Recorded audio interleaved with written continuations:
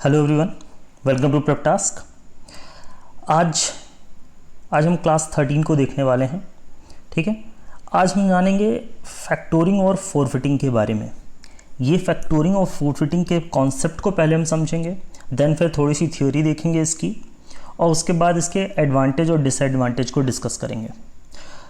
तो जो लोग पहली बार जुड़ रहे हैं उन्हें मैं बता दूं, ये बैंक फाइनेंशियल कोर्स है जो कि आपके SBI के लिए, RBI के लिए और साथ ही साथ IBPS RRB स्केल 2 और 3 के लिए बहुत इम्पॉर्टेंट कोर्स है।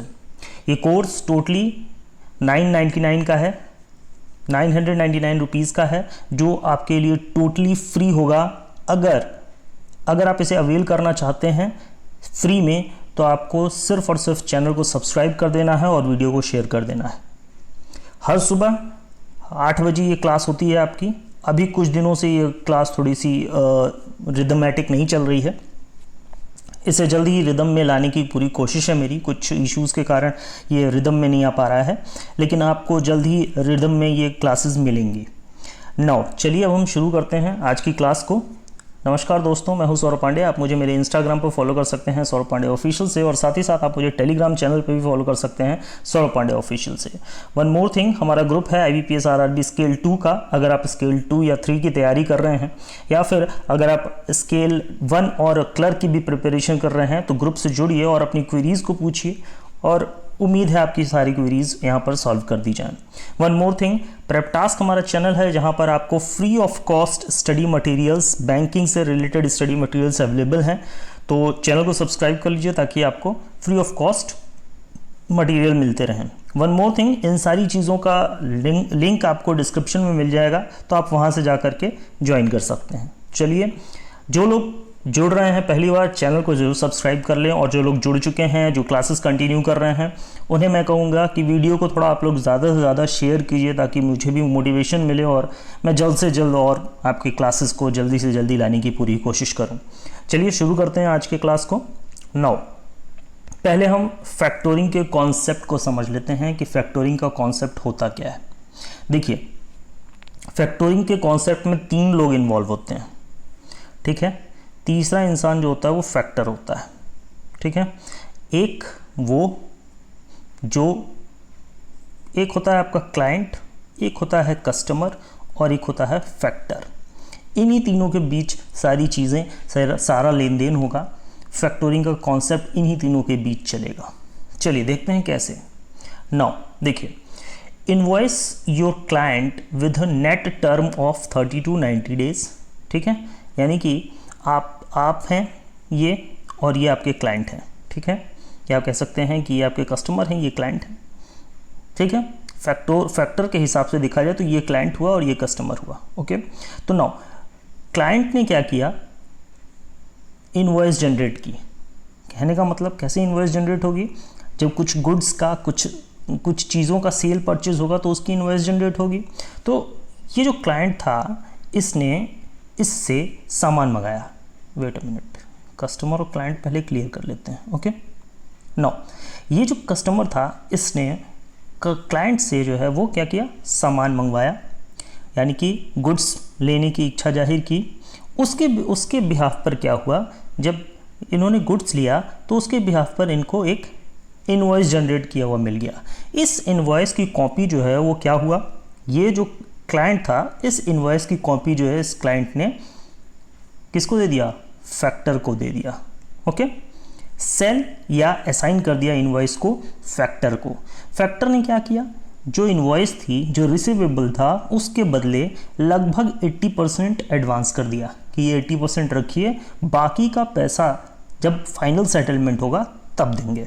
ओके, नाउ फिर क्या हुआ, अब जब ये रिसीवेबल जब ये रिसीवेबल ड्यू हुआ, तब जो क्लाइंट था, यानी कि जो क्लाइंट का कस्टमर था, उस कस्टमर ने इस रिसीवेबल का फुल पेमेंट किसको कर दिया भाई, फैक्टर को कर दिया।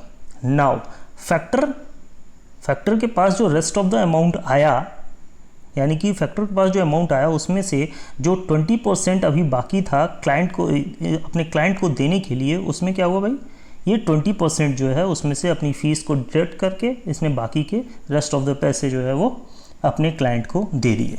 ठीक है। नाउ कस्टमर और क्लाइंट में अगर आपको कन्फ्यूज़न है तो चलिए हम ए और बी करके एक बार फिर से समझ लेते हैं। देखिए, इसको मानते हैं ए और इसको मानते हैं बी। तो बी ने क्या किया, बी ने ए से कहा भाई हमें गुड्स भेज दो, हमें गुड्स दे दो। देन फिर क्या हुआ, ए ने गुड्स भेजे और उसके साथ साथ एक इन्वॉइस भी भेजा और फाइनली इन्वॉइस जनरेट कर दिया। इस इन्वॉइस की एक कॉपी जो है वो इसने फैक्टर को दी। ओके, फैक्टर गया, फैक्टर ने अप्रूव किया कि ये वाकई में गुड्स का सेल हुआ है कि नहीं हुआ है। सब कुछ चेक करने के बाद फाइनली जब अश्योर हो गया तो उसने इन्वॉइस का 80% जो है वो किसे दे दिया, ए को, ठीक है ना, ए यहाँ गया था। तो 80% जो है वो ए को इसने दे दिया और कहा कि अभी आप 80% रखो और रेस्ट जो है 20% ये आपको फाइनल सेटलमेंट के बाद मिल जाएगा। फिर क्या हुआ कि ये जो रिसीवेबल था उसने ले लिया था, किसने ले लिया था भाई, फैक्टर ने ले लिया था। नाउ अब ये रिसीवेबल ये किसको दिखाएगा, ये बी को दिखाएगा। कौन दिखाएगा, फैक्टर दिखाएगा। कब दिखाएगा, जब ये ड्यू होगा। तो जब ये ड्यू होगा तो बी क्या करेगा, जो अमाउंट होगा रिसीवेबल का वो फैक्टर को दे देगा। क्योंकि अब फैक्टर के पास पूरे पैसे आ गए तो जो बचे हुए 20% थे उसमें से फैक्टर क्या करेगा, अपनी फीस को डिडक्ट करेगा और देन फिर वो ए को वापस दे देगा। चलिए, आई थिंक आपको ये सारा सिनेरियो समझ में आ गया होगा। इसको एक दूसरे वे से देखते हैं, ठीक है। चलिए अब एक दूसरे वे से इसको कॉन्सेप्ट को समझते हैं ताकि आपको पूरी तरह याद हो जाए ये कॉन्सेप्ट। देखिए, अब यहाँ देखिए, ये कस्टमर है, ये क्लाइंट है। नाउ क्या हुआ, देखिए क्लाइंट ने भाई कहा कि आप मुझे गुड्स दे दो, ठीक है।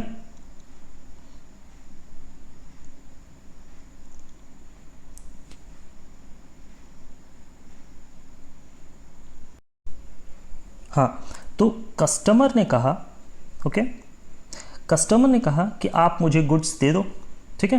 क्रेडिट सेल ऑफ गुड्स, मतलब गुड्स जो है आप मुझे क्रेडिट पे दे दो। तो क्लाइंट्स ने कहा भाई उसके लिए एक काम करो, आप मुझे इन्वॉइस दे दो, यानी कि मैं आपको इन्वॉइस दे रहा हूँ, आप उस पर साइन करके मुझे दे दो। तो कस्टमर ने कहा ठीक है।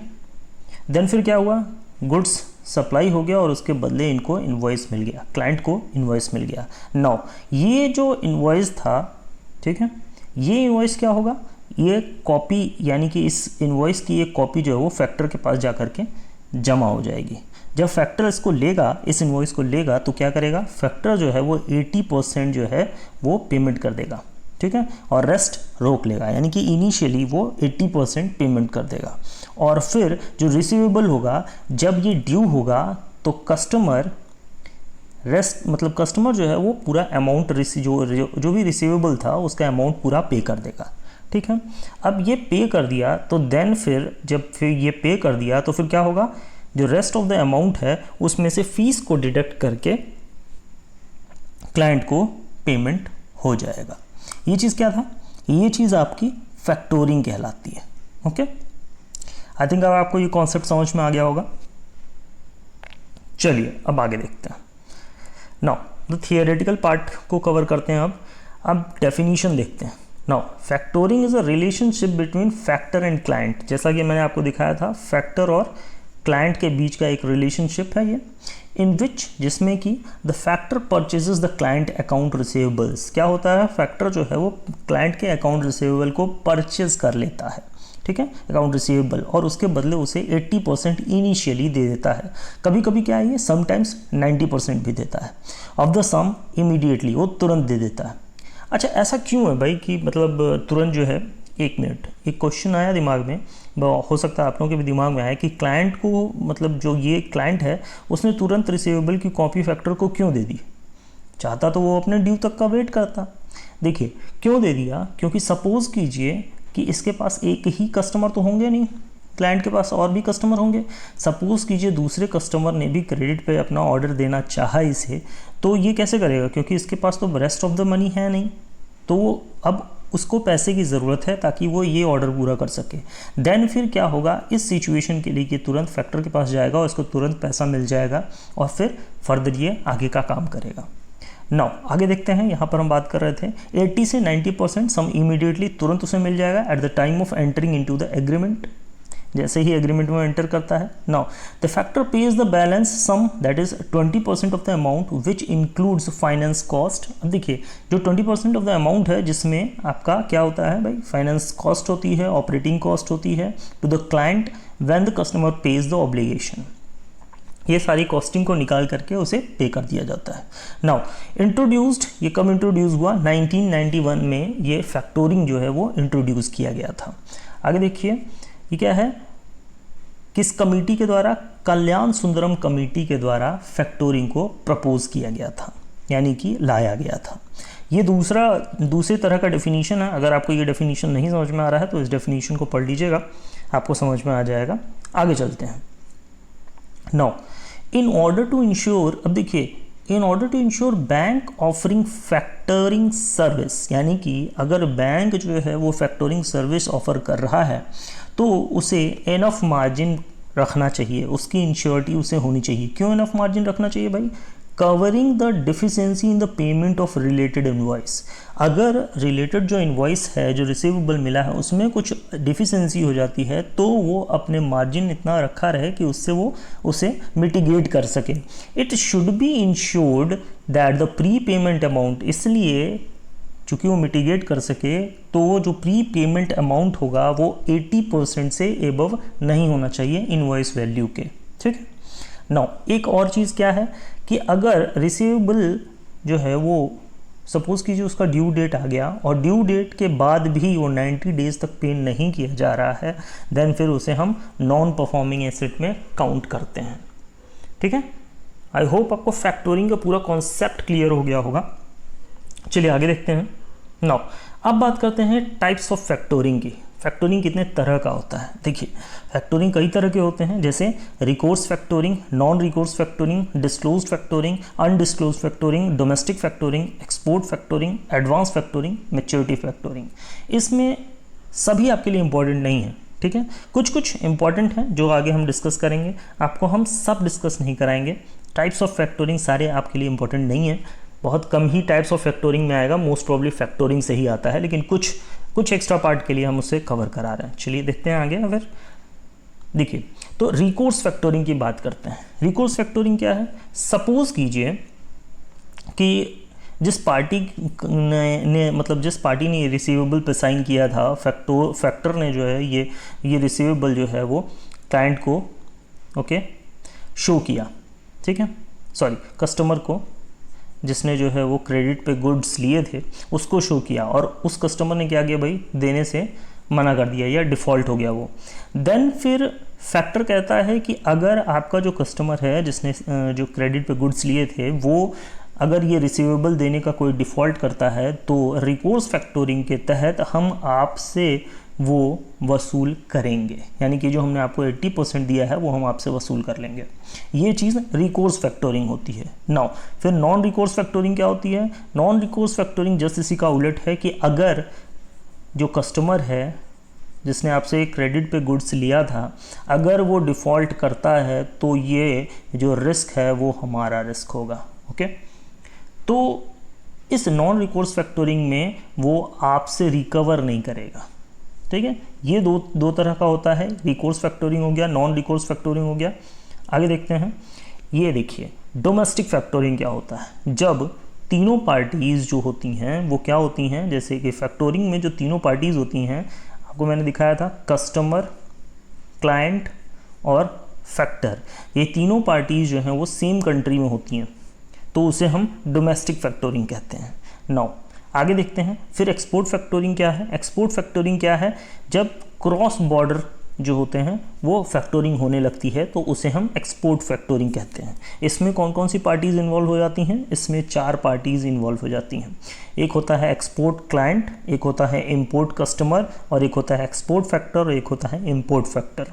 ठीक है, ये देखिए एक्सपोर्ट क्लाइंट, ठीक है, इम्पोर्ट कस्टमर और इसका एक फैक्टर हो जाएगा और एक इसका फैक्टर हो जाएगा, यानी कि एक्सपोर्ट फैक्टर हो जाएगा और एक इंपोर्ट फैक्टर हो जाएगा। उसके बाद इसमें होगा तो यानी कि ये आपका एक्सपोर्ट फैक्टोरिंग हो जाएगी। तो डोमेस्टिक फैक्टोरिंग, एक्सपोर्ट फैक्टोरिंग, रिकोर्स फैक्टोरिंग और नॉन रिकोर्स फैक्टोरिंग, ये इतना जानना आपके लिए टाइप्स ऑफ फैक्टोरिंग में ज़रूरी था। चलिए अब बात करते हैं फिर इसके एडवांटेज की। क्या एडवांटेज है फैक्टोरिंग का।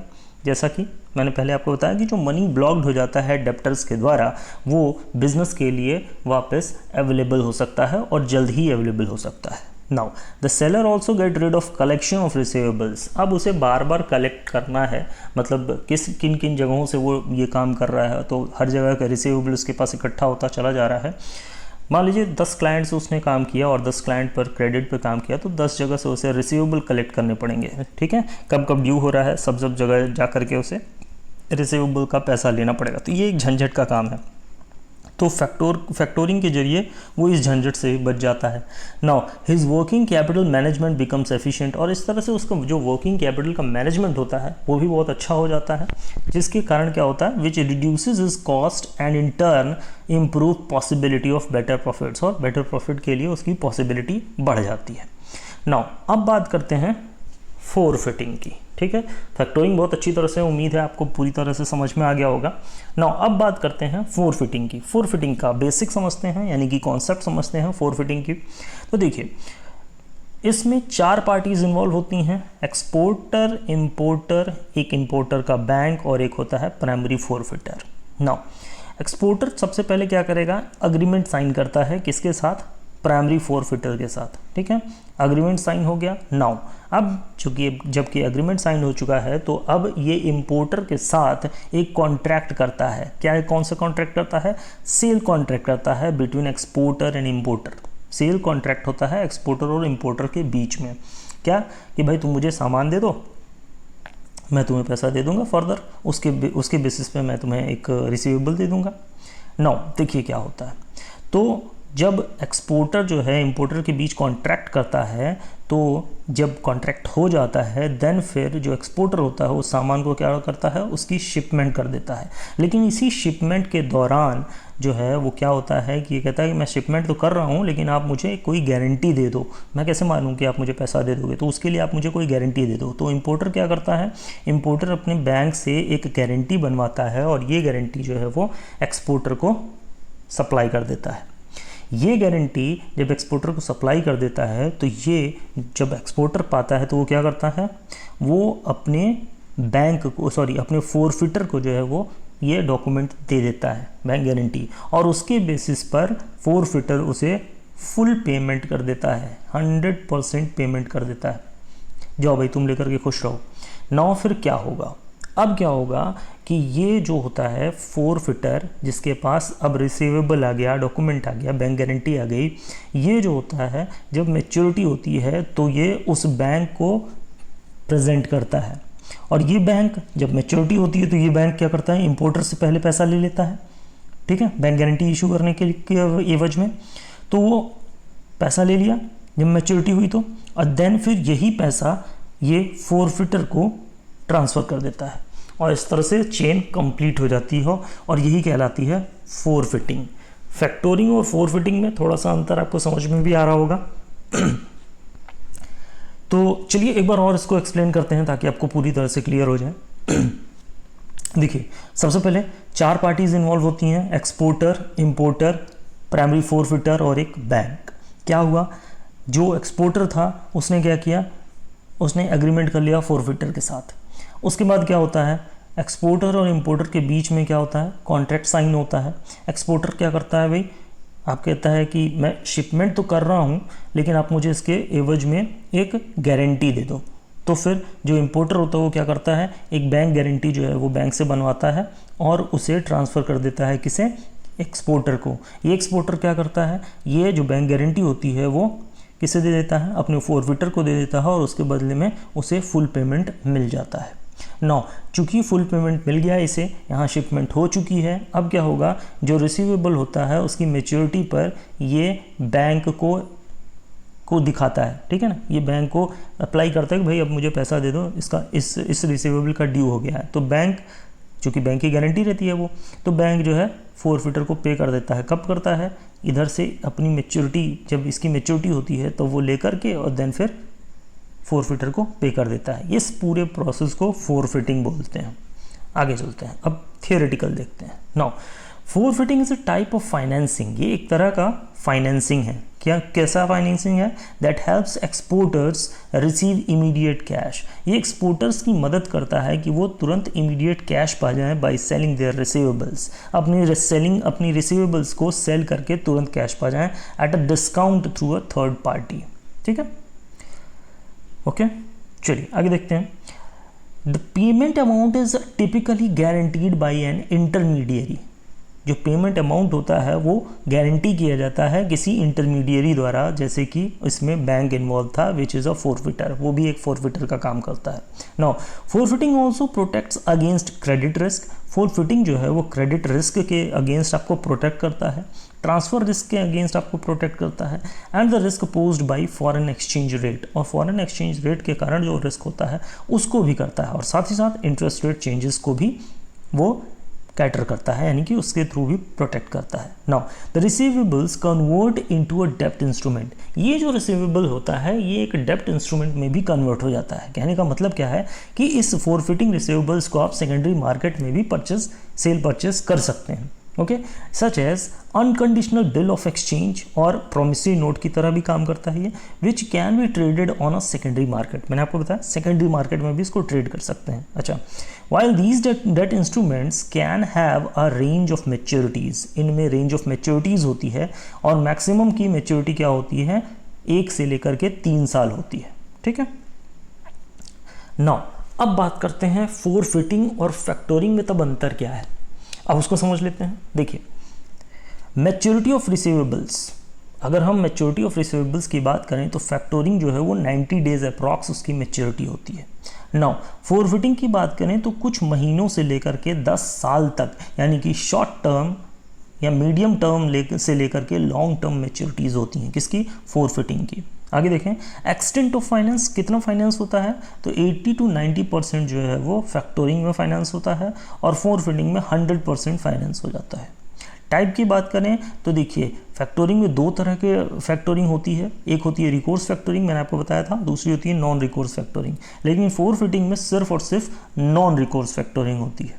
नाउ क्रेडिट वर्दीनेस की बात करें तो फैक्टोरिंग में क्या होता है कि अगर आपने नहीं दिया तो आपके क्रेडिट रेटिंग ख़राब होने का खतरा है, लेकिन इसमें ऐसा नहीं। क्यों? क्योंकि सारी जो क्रेडिबिलिटी है उसका रिस्क तो फैक्टोरिंग उठा रहा है। आगे देखते हैं, फोरफिटिंग उठा रहा है।